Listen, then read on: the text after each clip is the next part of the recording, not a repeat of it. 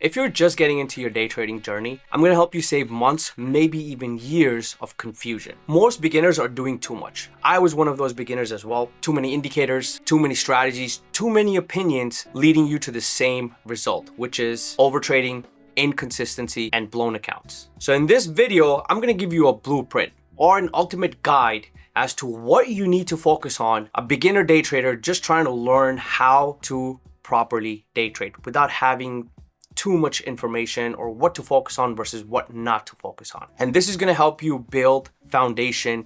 And from that foundation, you can start adding other advanced indicators, advanced trading strategies, advanced systems. But I think having these basic concepts down and then building on top of it is very, very important. If you don't understand these concepts, I think you're not going to be able to have a strong foundation. And down the line, you're going to have issues understanding or reading the chart properly, which I see a lot of traders going through in the current time.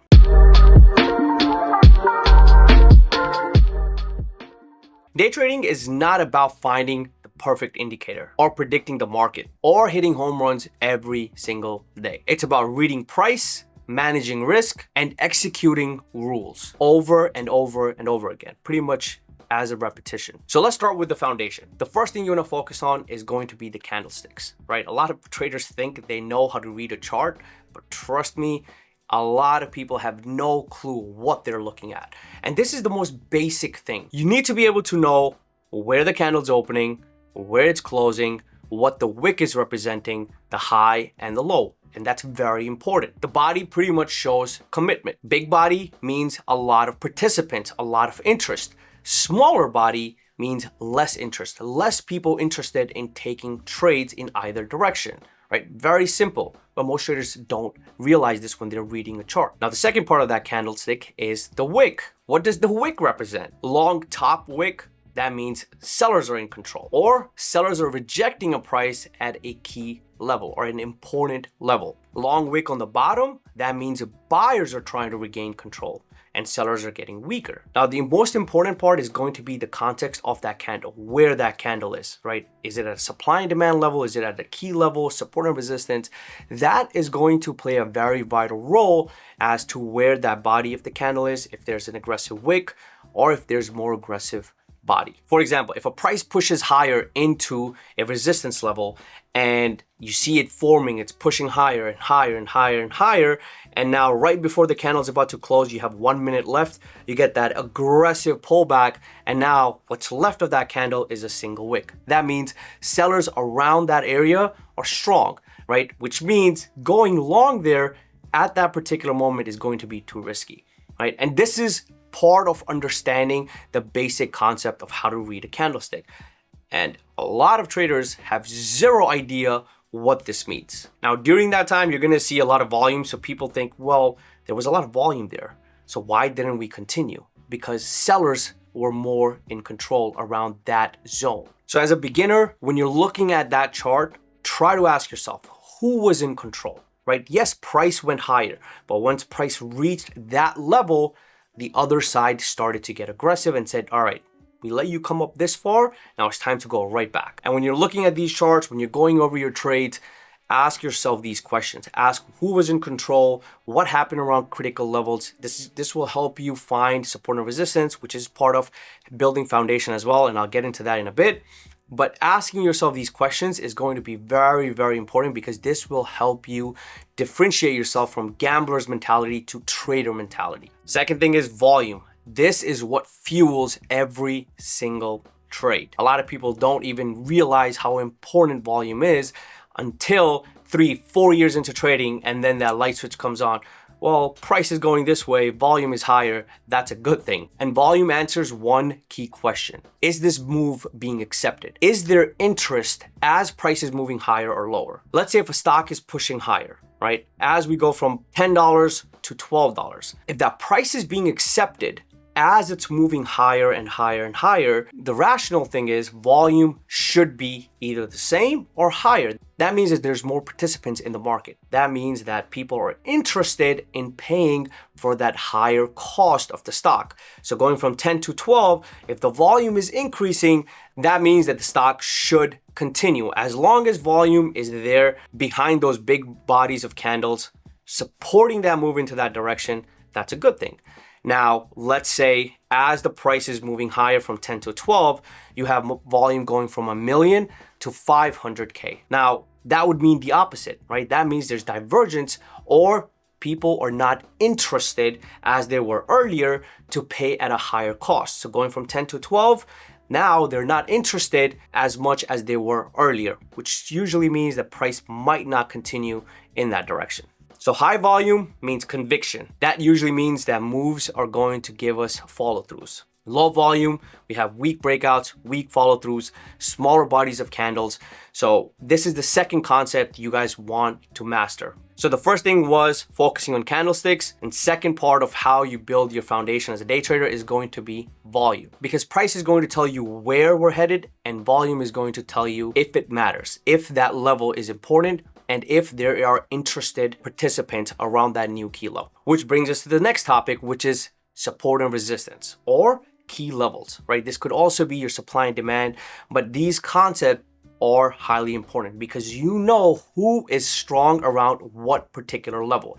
Now, if you have a bunch of lines on your chart and you don't know which level is strong and which level is weak, you're not going to be able to make the best decisions. And if you have too many lines, you're not going to be able to hold your trades long enough to get the best return. Because if you have a line over line over line over line, what's going to happen is it goes from one line to the second line.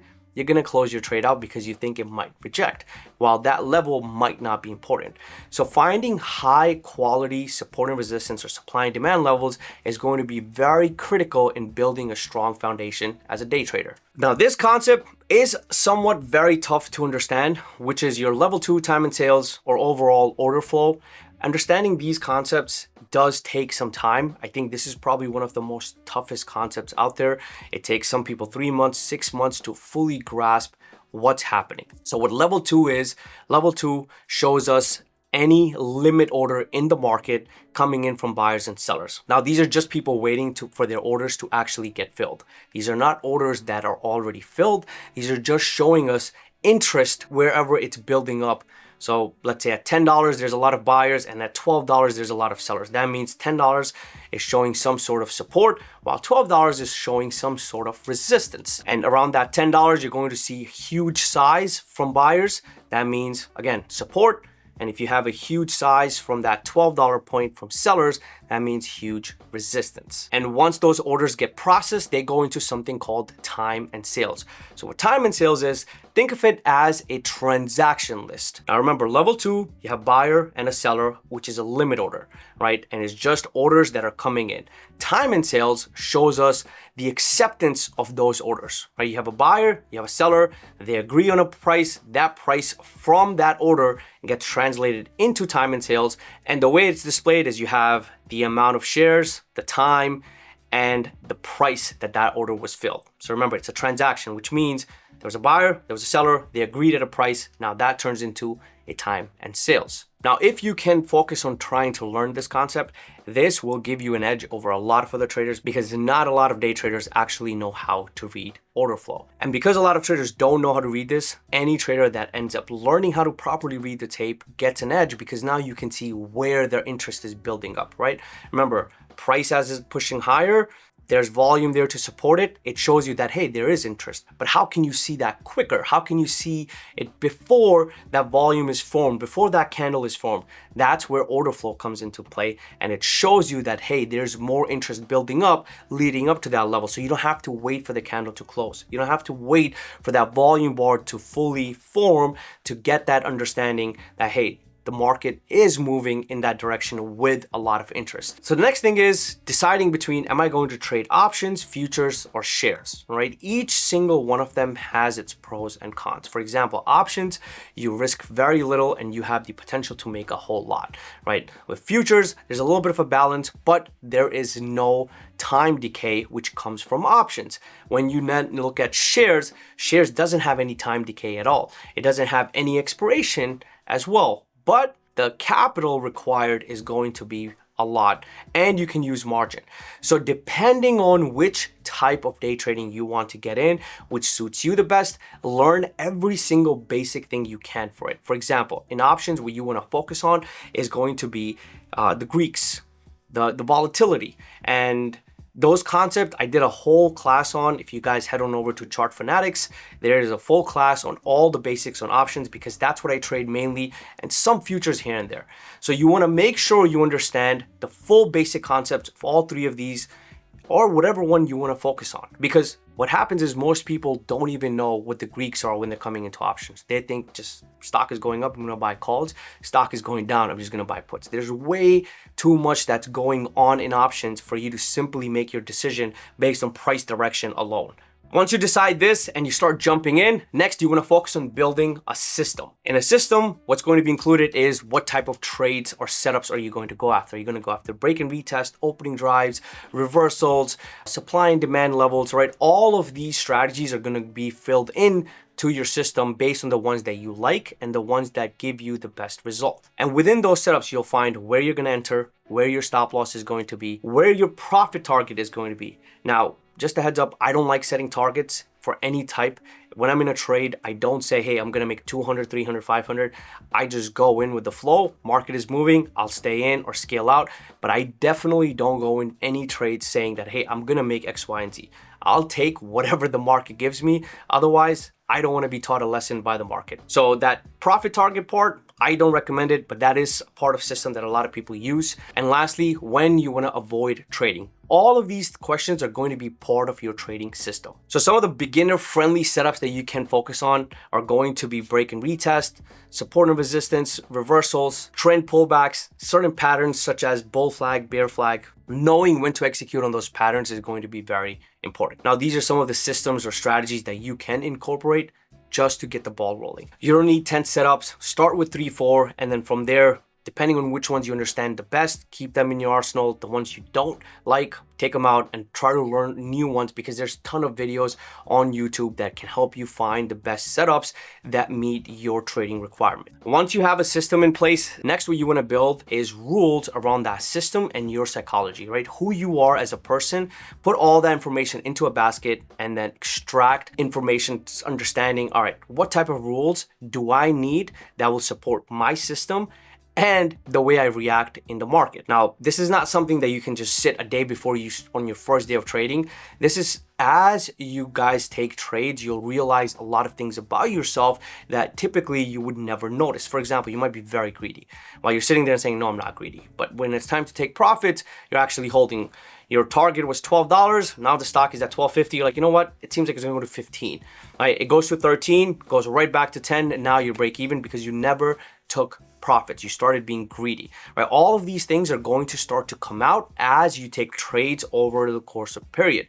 So those rules that you're going to implement are going to come from you making mistakes, falling, learning to get back up, and moving forward with your trading journey. So lastly, and this is very important, when people look at YouTube content, they start seeing, like, for example, if I made X, Y, and Z, I'll say I made X, Y, and Z, and in that video, I'll mention what strategy I used or what indicator I used. What happens is a lot of people use that and then they think, all right, this person just made X, Y, and Z money using this indicator. Let me start adding that indicator on, right? But if you don't have a foundation already there with the basics, it doesn't matter what indicator you saw.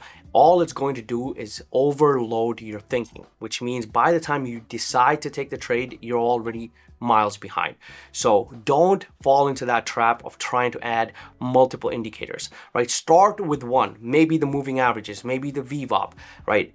Learn everything about that. Again, after you've learned about price and volume and support and resistance. If you haven't learned about those things and you're already looking into things like footprint charts or level 2 and time and sales, it's irrelevant because those things are not going to help you unless you understand what price is doing and what volume is doing in support of that direction. So start with 1 or 2 indicators at most, and that too after you understand how price moves and volume. And then you can start adding more indicators if you think that you actually need them. For example, for myself, on my chart, you'll see 5 and 9 EMA, you'll see the volume, you'll see price action. I have the VWAP. That's pretty much it. And this is on a multi-time frame. I have the VWAP on the 1 minute, 5 and 15 minute charts. I have the 5 and 9 EMA, and on the hourly and the daily chart, which I kind of go back and forth on, I have the 21 EMA and 50 and 200 SMA. That's it. I don't have any other indicator on my chart. I don't look at those crazy indicators that you guys see people talking about like RSI, MACD. I think as a day trader, they don't really help me. They do help other traders, but for me, when I added them on, it actually just slowed my process down rather than helping me get into a trade faster, right? Remember, in trading, the best thing you have is your confidence and your edge. Now, if you lose your edge by 3 seconds, 5 seconds, sometimes the trade's gonna be already gone. So keep it simple. I hope this blueprint or this ultimate guide kind of helped you guys so you know where to put your focus on, right? Start with time and sales, level 2 order flow, and as you get more into it, then systems, then rules. Don't start with rules first because the rules are not going to matter if you don't know what you're looking at on a chart. I hope this video is helpful, guys. Comment below what other content I should make for you guys. And I'm really hoping that the videos that I've been posting are helping you guys get better in trading. I'll see you guys in the next video.